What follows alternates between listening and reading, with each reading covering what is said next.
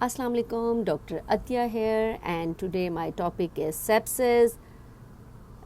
Sepsis को septicaemia से निकाला गया है, यानी कि ब्लड पॉइजनिंग। अच्छा, मैंने ये टॉपिक क्यों सिलेक्ट किया? इस टॉपिक को सिलेक्ट करने की वजह ये थी कि जो मेरी आज की असाइनमेंट थी, जो मेरे आज के पेशेंट्स थे जिन पे मुझे काम करना था, स्पेशली आईसीयू में, ईडी में, एमएसटी में, मेनली वो सेप्टिक के पेशेंट ही थे। तो जब मैंने उसकी स्वेरिटी देखी, उसके सिम्टम्स देखे, तो मुझे यूँ लगा कि मुझे अपने पाकिस्तानी लोगों के साथ भी आसान ज़ुबान में इस टॉपिक पे बात करनी चाहिए। होता क्या है कि अल्लाह ताला ने आपको बहुत मज़बूत एक इम्यून सिस्टम दिया है, लेकिन जब आपका अपना इम्यून सिस्टम आपके उसके ख़िलाफ़ काम करना शुरू कर देता है, आपकी बॉडी में इतना ज़्यादा आपके अपने ऑर्गन्स को डैमेज करना शुरू हो जाता है, तो हम कहते हैं कि इसको सेप्टिक शॉक लग गया है या स्वेयर सेप्सिस हो गया है। मतलब किसी भी इन्फेक्शन को बॉडी रिस्पॉन्ड कर रही होती है, लेकिन हद से ज़्यादा तजावज़ कर जाती है। जैसे इस्लाम में हर चीज़ की कनात पसंदी है, हर चीज़ कनात में और एक लिमिट में अच्छी लगती है। यहाँ भी वही फार्मूला ऐड होता है कि आपकी अपनी बॉडी, आपके अपने डिफेंस सिस्टम जो आपका होता है, वो आपके अपने ऑर्गन्स को डैमेज करना शुरू हो जाता है। होता क्यों है? इसकी जो स्टार्ट होता है वो इन्फेक्शन से स्टार्ट होता है। अगर आपकी बॉडी में कोई इन्फेक्शन है, इन्फेक्शन आपके फेफड़ों का हो सकता है, आपके डाइजेस्टिव ट्रैक का हो सकता है, आपके यूटीआई का हो सकता है, किसी भी जगह का कोई इन्फेक्शन है अगर आपको, और आप उसको इग्नोर कर रहे हैं, तो शुरू में तो बॉडी रिस्पॉन्ड करेगी, कोशिश करेगी कि आपको हील अप कर दे। लेकिन अगर एक चीज़ कॉन्टीन्यूअस है और आप उसको केटर नहीं कर रहे, तो होता क्या है कि जो आपका इन्फेक्शन, आपको पता है बैक्टीरिया, वायरस या किसी भी पैथोजन की वजह से हो सकता है, जो बीमारी कॉज करते हैं, जब वो ब्लड स्ट्रीम में जाते हैं, ये समझिए आपकी बॉडी की वेन्स हैं, वेन्स के अंदर आपका बैक्टीरिया है या वायरस है या जो भी पैथोजन है, तो होता क्या है कि जो आपकी बॉडी के सेल्स हैं, वाइट ब्लड सेल्स होते हैं, वो एक्टिव होने के लिए मैक्रोफेजेस पहले एक्टिव होते हैं। अब जो मैक्रोफेजेस आपके हैं वो उस नालियों की तरफ जाएंगे जिस तरफ आपके बैक्टीरिया है। उसको बैक्टीरिया को खाने के लिए वो बहुत से केमिकल रिलीज़ करेगा। उसके काफ़ी केमिकल मेडिकल नेम है, प्रोस्टेजिन है, इंटरल्यूकिन 1, 2, काफ़ी नाम है, उसको आप छोड़ें। बहरहाल वो केमिकल जो होते हैं वो शुरू में तो क्या करते हैं कि आपका ब्लड प्रेशर भी लो करते हैं, क्योंकि ब्लड को थोड़ा थिन करते हैं।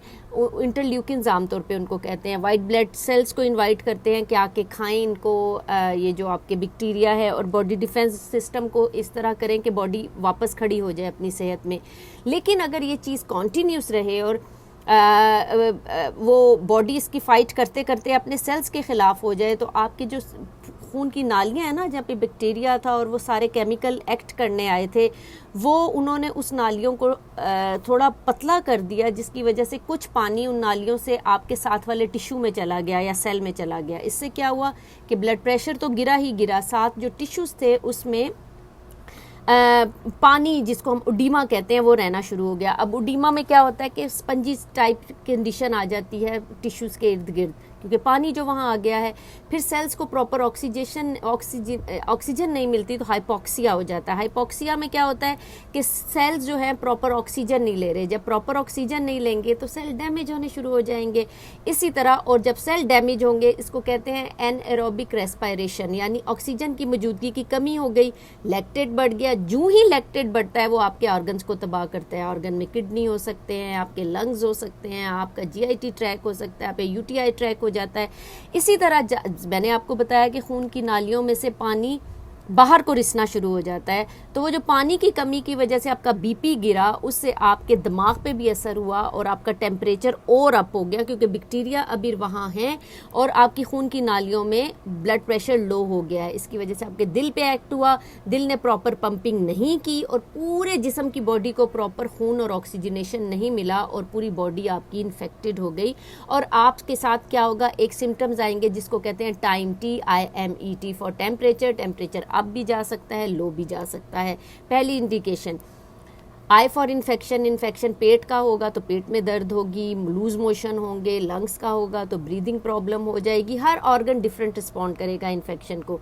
एम में क्या होगा, मेंटल कंडीशन चेंज हो जाएगी, चक्कर आना, लिथार्जिक होना, फटीग होना।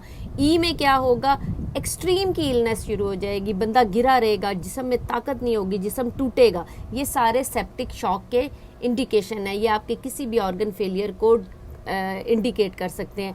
वैसे तो अब क्यू सोफ़ा और न्यूज़ NEWS और क्यू सोफ़ा टर्मिनोलॉजी है जिसके लिए आप उसके, लेकिन हम ये मेडिकल टर्म्स में यूज़ करते हैं। आप सिंपल याद रखें कि अगर आपके घर के पेशेंट का टेम्परेचर अचानक बहुत अप जा रहा है या बहुत लो जा रहा है, BP बहुत लो जा रहा है, हार्ट रेट बहुत तेज़ हो गया है, जिस्म कांपना शुरू हो गया है, निढाल हो गया है आपका पेशेंट, स्किन पेल हो गई है, और पेशाब को ज़रूर देखना है। अगर पेशाब कम आना शुरू हो गया है तो ये बहुत बड़ा अलर्ट है। पेशाब कम आने का मतलब क्या होता है कि आपकी किडनी प्रॉपर फिल्ट्रेशन नहीं कर रही